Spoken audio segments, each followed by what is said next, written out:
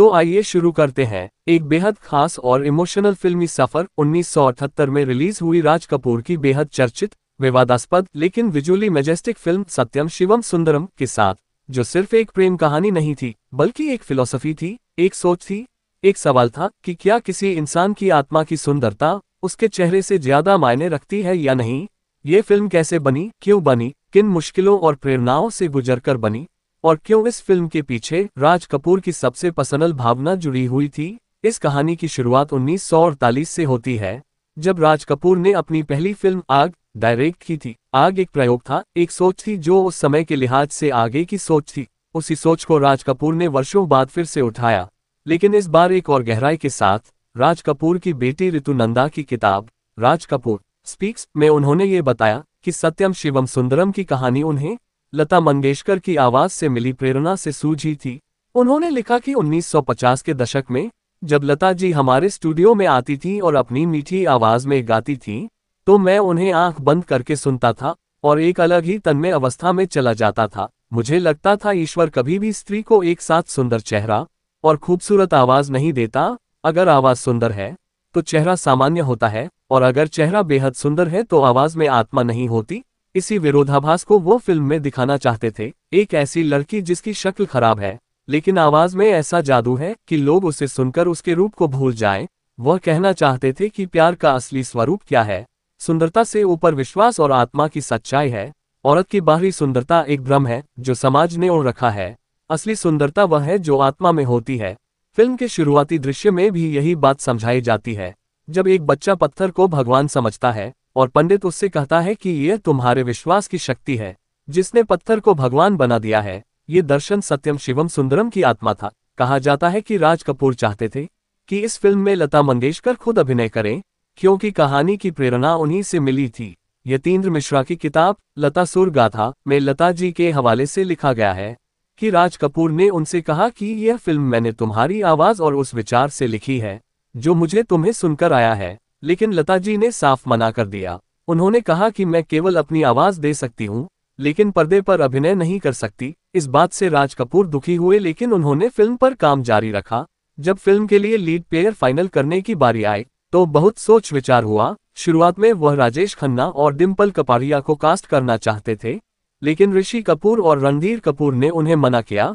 ऋषि ने अपनी आत्मकथा में लिखा है कि बॉबी की शूटिंग के वक्त डिम्पल ने राजेश खन्ना से शादी कर ली थी और डिम्पल की डेट्स को लेकर राज कपूर को राजेश खन्ना के घर जाना पड़ता था, इसलिए वह नहीं चाहते थे कि वह जोड़ी दोबारा इस फिल्म में आए।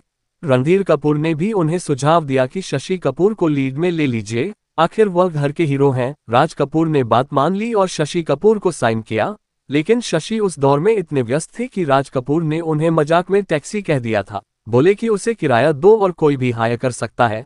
फीमेल लीड के लिए हेमा मालिनी और विद्या सिन्हा जैसी बड़ी अभिनेत्रियों को अप्रोच किया गया, लेकिन दोनों ने स्क्रिप्ट में स्किन शो की वजह से मना कर दिया।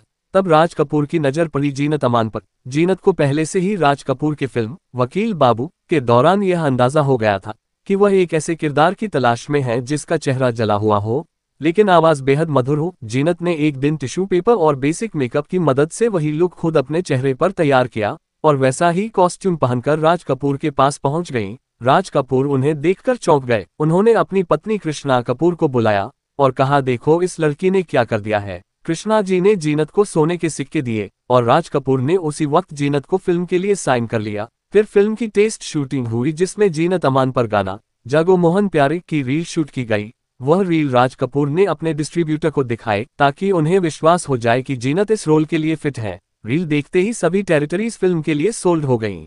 फिल्म की शूटिंग राज कपूर के फार्म हाउस लोनी में हुई। आर्ट डायरेक्शन ए रंगराजन ने किया और कॉस्ट्यूम डिजाइन भानु अथैया का काम था। सेट्स को ऐसा डिजाइन किया गया कि रूपा का गांव, मंदिर, जलती हुई चिता, बार जैसे सीन रियल लगे।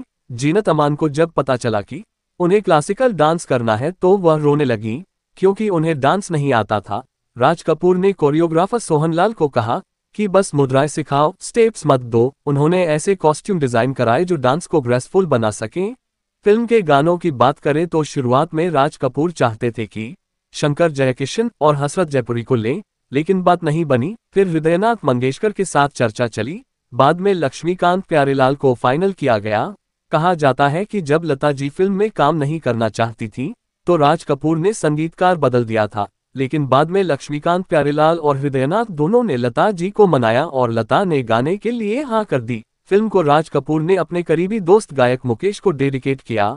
मुकेश ने चंचल शीतल निर्मल कोमल गाया, लेकिन दूसरे गाने की रिकॉर्डिंग से पहले ही उनका निधन हो गया, तो वह गाना उनके बेटे नितिन मुकेश ने गाया।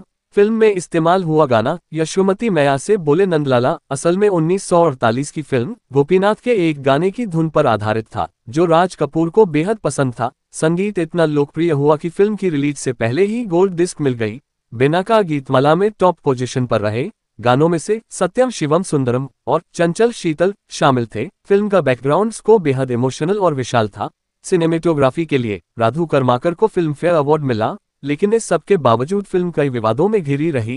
हिमाचल प्रदेश के एक व्यक्ति ने राज कपूर पर आईपीसी की धारा 292 के तहत केस कर दिया कि फिल्म अश्लीलता फैला रही है। हाई कोर्ट ने शिकायतकर्ता की बात मानी, लेकिन राज कपूर सुप्रीम कोर्ट गए, जहां जस्टिस वी.आर. कृष्ण अय्यर की अध्यक्षता में फैसला राज कपूर के पक्ष में गया। सुप्रीम कोर्ट ने कहा कि फिल्म सेंसर बोर्ड द्वारा सर्टिफाइड है, इसलिए निर्माता आईपीसी की धारा 79 के तहत संरक्षित है।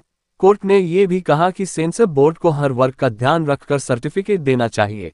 इस बीच इंडिया टुडे मैगजीन में वीर सांघवी ने जबरदस्त लेख लिखा, जिसमें उन्होंने लिखा कि राज कपूर ने कहा था कि लोग जीनत अमान की बॉडी देखने आएंगे, लेकिन लौटेंगे तो फिल्म की आत्मा लेकर लौटेंगे।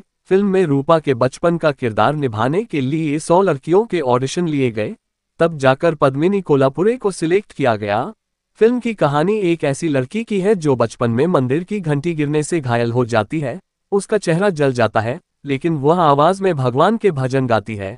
गांव का पंडित उसे मनहूस समझता है, गांव वाले उसे अपशगुन कहते हैं, लेकिन वह सच्चे प्रेम में विश्वास रखती है। शशि कपूर का किरदार रूपा की आवाज से मोहब्बत करता है, लेकिन उसके चेहरे से नफरत करता है। जब उसे सच्चाई पता चलती है तो वह टूट जाता है। फिल्म का क्लाइमैक्स बार तबाही और पश्चाताप के साथ खत्म होता है। राज कपूर ने फिल्म को विजुअल कविता की तरह पेश किया, लेकिन सेकंड हाफ में जब नायक अपनी पत्नी के साथ संबंध बनाता है और उसका चेहरा नहीं देखता तो दर्शकों को वह बात हजम नहीं होती। ऋषि कपूर ने भी इसे फिल्म की कमजोरी बताया था। फिल्म का बजट करीब 2 करोड़ था और बॉक्स ऑफिस कलेक्शन करीब 2.25 करोड़ रहा, यानी फिल्म ने एवरेज प्रदर्शन किया। आलोचकों ने इसे एक विजुअली रिच फिल्म बताया, लेकिन कहानी की लॉजिक पर सवाल उठाए।